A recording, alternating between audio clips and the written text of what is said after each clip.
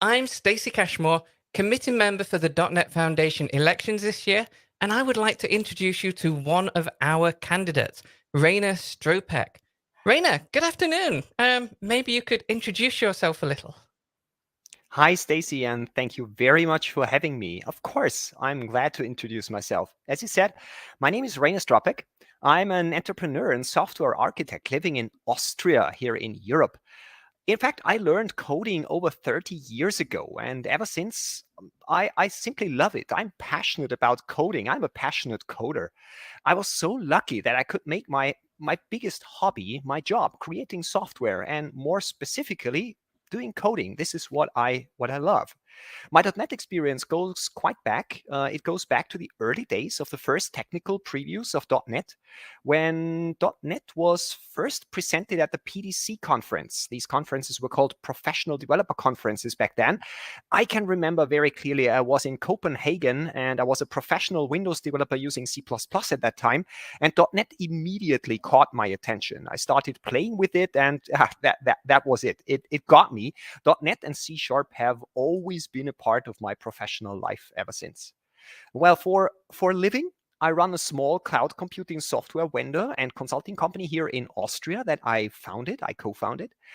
We help develop software as a service solutions on Azure and help small, medium, and even large organizations to be successful in the cloud. This is what I do for a living. And in my company, .NET is a cornerstone. It's really the foundation of all we build in the backend. All the backend code we write is .NET. And based on this experience, I'm very glad that I can regularly do workshops, sessions at conferences throughout Europe and the US, and nowadays primarily virtual ones.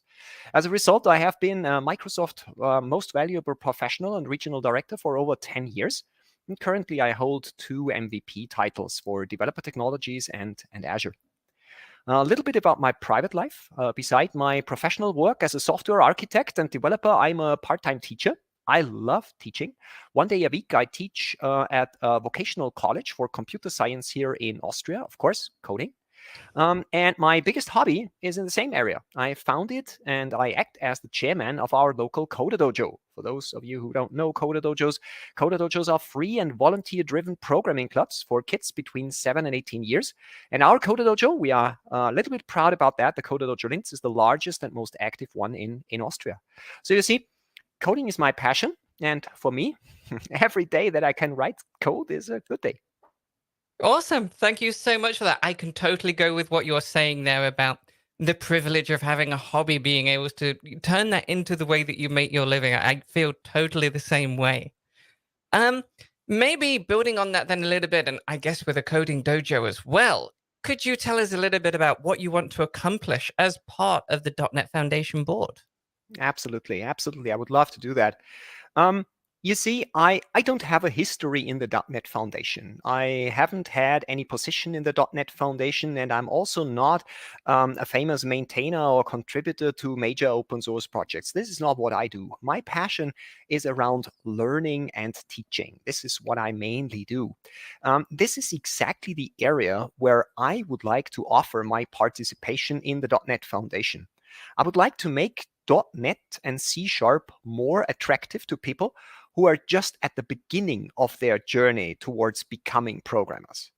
I mean, Microsoft and the community, they do a great job when it comes to learning resources for experienced software developers. There are so many meetups where coders can extend their knowledge and get in touch with other professional developers.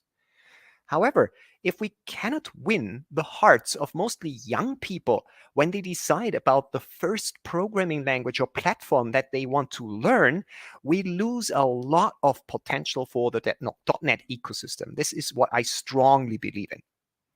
Take a look, for instance, at the Stack Overflow survey. I checked it out, and if you take a look at the programming languages and their attractiveness to people who are just learning to code, C# is notably behind languages like JavaScript, TypeScript, Python, C++, Java, and so on.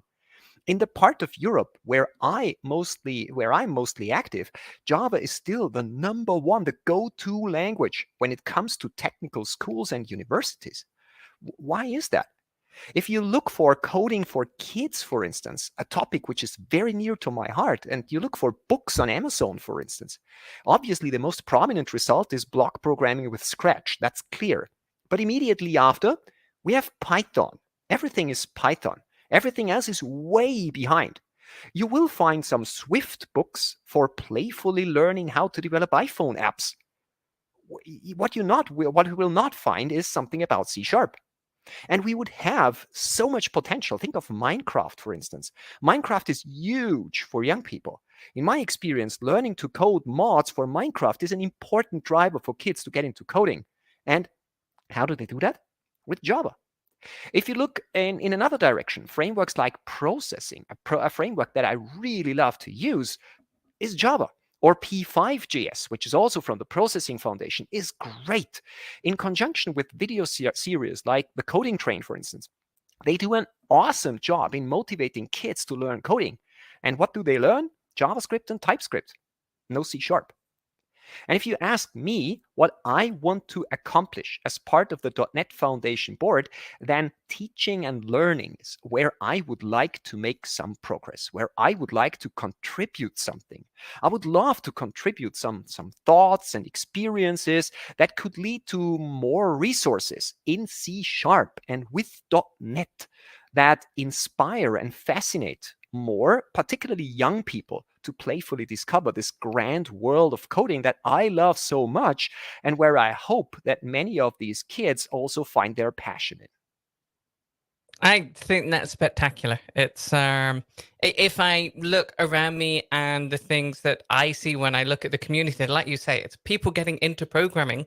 You talk to them about .NET and C Sharp, and it's just not a language that outside of some boot camps that are really discussed and out there for the people starting their journey. So I think this is something that would really help our community in the time to come. Um, could you go through, I'm guessing with your teaching, but could you maybe go through a little bit of the experience that you can bring to the .NET board in order to try and achieve this and to attract those younger developers when they're starting their journey? Yes, of course I can. You see, the first thing, the first, well, obvious experience that I have is more than 30 years of coding experience. I have more than 20 years of C Sharp and .NET experience. I started using .NET in the technical previews, not just version 1. So I have been there the entire journey. And this experience is sometimes important because some aspects of .NET and C Sharp, you only understand them when you understand the history of these things. And teaching these things and why things are as they are an important part of a learning journey when you enter a new platform, for instance. When it comes to learning and teaching, I have more than 20 years of experience as a trainer and speaker targeting professional developers. I do that for more than 2 decades. And more than 7 years, I work as a teacher and mentor with kids starting at age 7 in the Coder Dojo.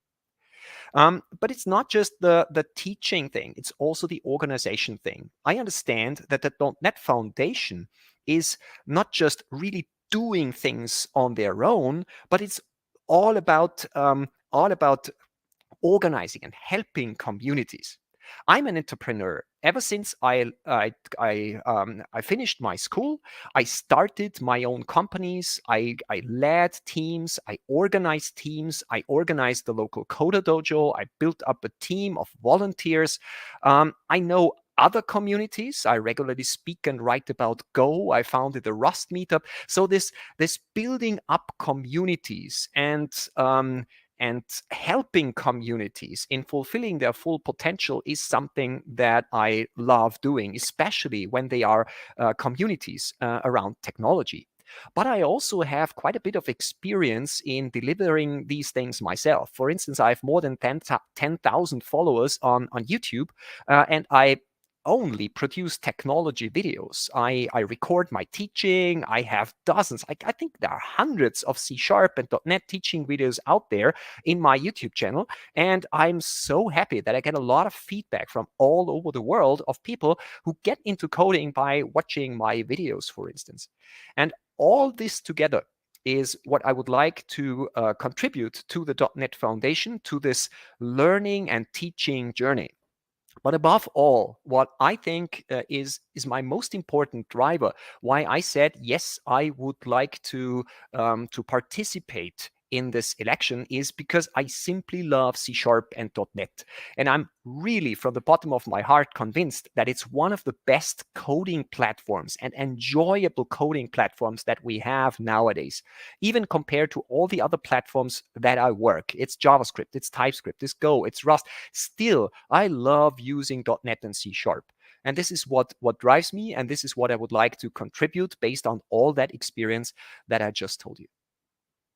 Thank you very much. That sounds absolutely fantastic. So, I want to say thank you very much for your time today. Thank you so much for going through your passion. Your passion really shone when you were talking about that. It was a pleasure to be able to conduct this interview. So that is Rainer, everybody, standing for election in the .NET Foundation elections this year. Rainer, thank you very much for your time this afternoon, and I wish you a pleasant day. Thank you very much.